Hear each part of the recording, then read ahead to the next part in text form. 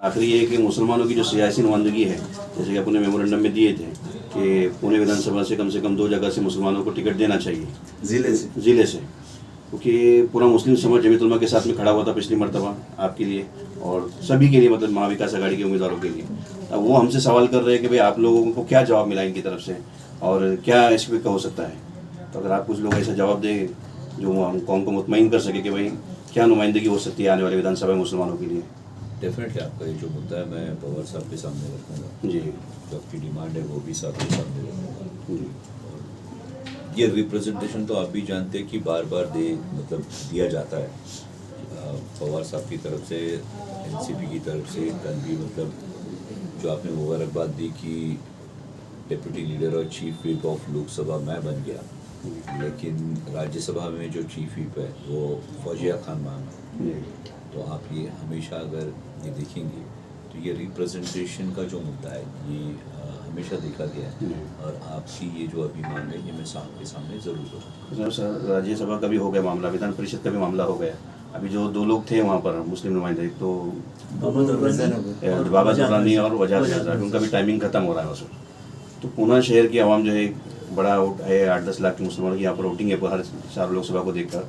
तो उनकी एक ये है कि भाई मुस्लिम नुमाइंदगी मिलना चाहिए हम महाविकास आघाड़ी। और मैं अब सर आपको थोड़ा सा गंभीरता बताऊँ इसकी कि आप इनकलाब वगैरह जो रोज़ाना मुस्लिम अखबार अगर आप पढ़ेंगे तो कई लोगों ने तो अभी इस्तीफा देना भी शुरू कर दिया इसके ऊपर। नाना पटोले से मिलकर जो है उनको इस्तीफा देना शुरू किया कि जो है खासदारगी की आपने सीट नहीं दी। अभी जो विधानसभा के इलेक्शन आ रहे हैं तो आप कम से कम उसमें ध्यान रखना चाहिए, मुसलमानों का अच्छी नुमाइंदगी देना चाहिए। और दूसरा सर दादा 7 साल हो गए हज हाउस का ओपनिंग हो गया। सिर्फ एक सेकंड जी इसमें ये सब्जेक्ट जो है ना अभी आपने उर्दू स्कूल का बोला जी टिल 12th जी तो उसका एक अलग से मुझे एक लेटर दोगे ना, ठीक है तो that will be better to follow up. ठीक है दूसरी बात एनआईसीयू का जो अभी अस्पताल का जो आपने एक पर्टिकुलर बोला हाँ तो इसके लिए भी अलग से एक लेटर दीजिए, ओके क्योंकि ये जनरलाइज हो गया। अगर स्पेसिफिक है तो हम ये ठीक है। मसला सॉल्व कर सकते हैं। जो सॉल्व होने वाले मसले हैं ना ये मसलों के लिए आप अगर इंडिविजुअल लेटर देना तो बेहतर है। चलें। तो अभी ये 12th तक का उर्दू स्कूल का चाहिए वो करना है, उसका एक दीजिए। फिर एनआईसीयू का जो है वो दीजिए, जो लाइब्रेरी का है वो दीजिए, ठीक ताकि हम उसको एक एक करके सॉल्व कर सकें। मैं हमेशा ये कहता हूँ कि हर बड़ी जर्नी की शुरुआत एक छोटी सी स्टेप से होती है, तो एटलीस्ट एक पहली स्टेप तो डालते हैं। ठीक है। कहीं एम्बुलेंस की ज़रूरत है वो आप बोलिए, मतलब कुछ बहुत बुनियादी चीज़ें हम लोग भूल जाते हैं। हमेशा बोलते हो कौम कोई भी हो, धर्म कोई भी हो, जाति कोई भी हो, बीमार तो हर कोई पड़ता है, शिक्षा तो हर किसी को चाहिए। सर कोंडवा में सबसे पहले ट्रैफिक का बहुत बड़ा मसला हो गया इधर। ट्रैफिक की वजह से बहुत लोग परेशान हैं और कई लोग तो ऐसा है कि कोंडवा छोड़ के दूसरी तरफ जाने की तैयारी में भी है। और दूसरा मसला ऐसे है सर के तो उसका हल क्या है? हज हाउस, डीपी रोड का जो मसला है। हाँ हज हाउस के पास एक डीपी रोड है, दादा को मालूम है। वो डीपी रोड अगर वो चालू हो जाता तो कोंडवा का बहुत सारा मसला हल हो जाता। तो उस पर जो अभी ये कर दिया लोगों ने, कुछ मकान बनवाया, एंटी इंक्रोचमेंट इंक्रोचमेंट हुई है उस पर। ये काफ़ी दिनों से ये मसला चल रहा है कि कॉरपोरेशन में भी इसकी चर्चा हुई है कि उस पर कुछ तो मतलब ये बन गया, इंक्रोचमेंट हो गई है, ऐसा कुछ लोगों ने बोला। क्या ये सच है? नहीं कुछ नहीं, बस रुका हुआ है काम, बातें हो रही बस, इंक्रोचमेंट नहीं है, कुछ नहीं, बातें हो रही है। बिल्कुल इंक्रोचमेंट नहीं क्लीन है सर। हम उसको कर रहे हैं नहीं, ना, फॉलो कर रहे हैं। नहीं रिपोर्टर है क्या वहाँ शहर का बोलना है कि कुछ गैर कानूनी मकानात बने हैं क्या? ये आपका हाँ सवाल है, है कि वही हाँ, तो है बोलना चाहिए उसको। है बने हुए हैं और किनके पास कागजात भी है। नहीं, कागजात नहीं होंगे। है दो तीन बिल्डिंग है जिनके पास कागजात है। कुछ लोगों के पास तो नहीं ये है। डीपी रोड का अपने को करना है। हाँ करना, ये जरूरी, सबसे ज़्यादा जरूरी कोंडवा की है। कोंडवा के लिए बहुत जरूरी है सर ये काम होने से ना बहुत बड़ा काम हो जाएगा अगर ये काम होगा तो, क्योंकि कोंडवा का जो ट्रैफिक है 40% खत्म हो जाएगा इसमें। उसमें क्या और होता है? दूसरा एक मुद्दा ऐसा है सर कि 7 साल हो गया हज हाउस हमारे इधर ओपनिंग हो गया था 7 साल पहले, दादा भी उस वक्त महापौर थे। हाँ, तो वो जब भी काम चालू होता एक मामूली आदमी जाके कारपोरेशन के अंदर कंप्लेंट करता और पूरा का पूरा प्रशासन उसके साथ देता और आके यह काम बंद कर देता। एक कसं आहे त्याच्यामध्ये हज हाऊस जे आहे हे हजला जाणाऱ्या लोकांच्या सोयीच्यासाठी प्रशासकीय केंद्र आहे। दुर्दैव हे बाकीच्यांना माहिती नाही, त्यांच्या डोक्यात काय असतं हज हाऊस म्हणजे मस्जिद आहे, ते मस्जिद नाही। ते हज हाऊस म्हणजे प्रॉपरली जी क्लेरिकल वर्क होणार आहे किंवा जे बाहेरून येणार आहेत ते तिथं थांबून ती पुढची प्रोसेस करून जाणार आहे। त्याच्यामुळं दुर्दैवाने त्याच्यामध्ये धार्मिक नाही का वाद निर्माण केला जातो। त्याच्यामुळं कुठेतरी त्या म्हणजे केंद्रीय गृह मंत्रालयाला सांगायची गरज आहे. कारण की हे सेंट्रल इथला विषय नाही, सेंट्रल होम मिनिस्टरीच्या संदर्भामध्ये पत्रव्यवहार होतो की हज हाऊसला परवानगी दिली नाही पाहिजे. हज हाऊस आज नाही तर 50-100 वर्ष मुंबई किंवा देशातल्या वेगवेगळ्या राज्यातल्या महत्त्वाच्या कॅपिटल सिटीमध्ये हे फक्त आणि फक्त प्रशासकीय केंद्र आहे, प्रशासकीय कार्यालय आहे. त्याच्यामुळे तो विषय संपला पाहिजे. आणि दुर्दैवाने आपले जे आयुक्त आहेत त्यांच्या पण डोक्यात ते घातलं जातं आणि त्यांनाही ते असं वाटतं की कुठेतरी ते मस्जिद आहे का काय, त्याच्यामुळे ते अडकाअडकी. त्याच्यामुळे कुठेतरी हा विषय किती गरजेचा ते म्हणजे मार्गी लावला पाहिजे. और वो फकरी इसके ब्रिज का बोलो दादा, ये जो बकरील से ना दादा, बकरील से लेके अगर अपना सही सर्विस, अशोका में सही सर्विस, सही सर्विस, अगर जैसा वो ब्रिज बन गया, अगर ये ब्रिज अगर बन जाता तो कोंडवा के लिए और यहाँ के रहने वालों के लिए बहुत बड़ा इससे फायदा पोहोचेगा. नेमकं आमचं काय, शिरूर लोकसभा मतदारसंघामध्ये रोजगारचे अवसर हे फार इम्पोर्टंट कैटेगरी है. म्हणजे जितना ज़्यादा अगर आप हमारा रोजगार पैदा करेंगे. सेकंड है, हड़पसर विधानसभा मतदारसंघ में हॉस्पिटल नहीं है दादा. जैसा ससून हॉस्पिटल हो गया या तुम्हारा अपना कमला नेहरू हॉस्पिटल जो पुणे सिटी में है, ये पूरे हड़पसर मतदारसंघ में, यहाँ पे कोरोना में तो बिल्कुल भी नहीं है. इसके लिए हमारे को थोड़ा आपकी हेल्प लगेगी. एक गरीब बच्चों के लिए एक हॉस्पिटल कॉरपोरेशन का यहाँ पर है, माँ खदीजा हॉस्पिटल, जो जच्चा खाना बोल के उसका प्रपोजल है.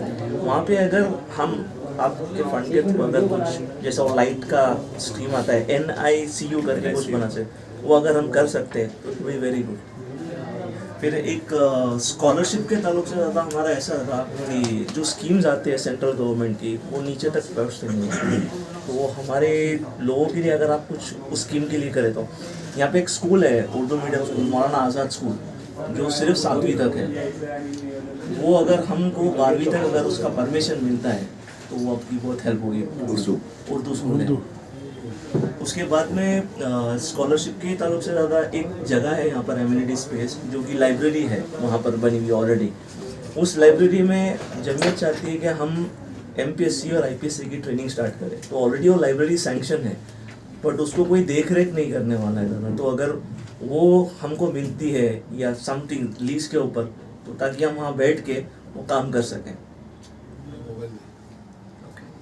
और दादा, एक मनरेगा के ताल्लुक से जैसा रूरल में मिलता है रोजगार भत्ता, वैसा कुछ भत्ते की स्कीम अगर होगी जो कि हड़पसर विधानसभा में या फिर आपके शिरूर मतदारसंघ के लिए अगर एप्लीकेबल होगी, तो उसके बारे में अगर हमारे कुछ मिल जाए तो बड़ा बेहतर होगा. उसके अलावा सर, मस्जिद, मदरसा, दरगाह, खानका को सुरक्षित करने के लिए सहयोग किया जाए.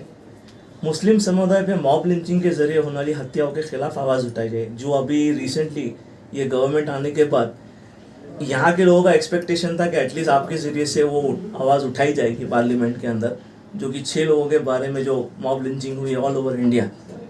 तो इस ताल्लुक से भी ज़रा अगर आप नेक्स्ट जब भी आपका सेशन होगा. सेकेंडली, एट्रोसिटी कायदा जो होता है वैसा ही कुछ कायदा कानून में व्यवस्था मुस्लिम समाज के लिए बनाई जाए, ये तो बेहतर होगा. इसके लिए अगर आप सेशन के अंदर और आने वाले विधानसभा चुनाव के अंदर मौलाना उसके बारे में तफसील से आपसे बात करेंगे. मैं सर सिटी का भी और यहाँ से लेके पनवेल तक ये संजू गागरी के लिए पूरा हमने दौरा किया, 2 मरतबा किया है. और कम से कम 100 से ज़्यादा मस्जिदों में मैं जाके खुद बात किया हूँ. हमारी पूरी टीम साथ में थी और एक टाइम पे 500, कभी 1000, कभी 2000 लोग ऐसा हमारे साथ में रहते थे. सिटी लॉन में दिया था. काफ़ी अच्छी अपनी डिमांड्स रखी है और ये डिमांड्स को फुलफ़िल करने के लिए, जैसे ये अस्पताल से लेके, रोज़गार से लेके, जो छात्राओं के लिए स्कॉलरशिप से लेके, ये सब जो चीज़ें, ये डेफिनेटली मैं रिप्रेजेंट करूँगा, पार्लियामेंट में रिप्रेजेंट करूँगा, अपनी कॉन्स्टिट्यूंसी में ज़रूर इन सब बातों को जहन में रखते हुए जो काम है वो काम करूँगा. आज ही हड़पसर में 2 जनता दरबार हुए, उसी तरह से एक जनता दरबार कोंडवा में भी हो.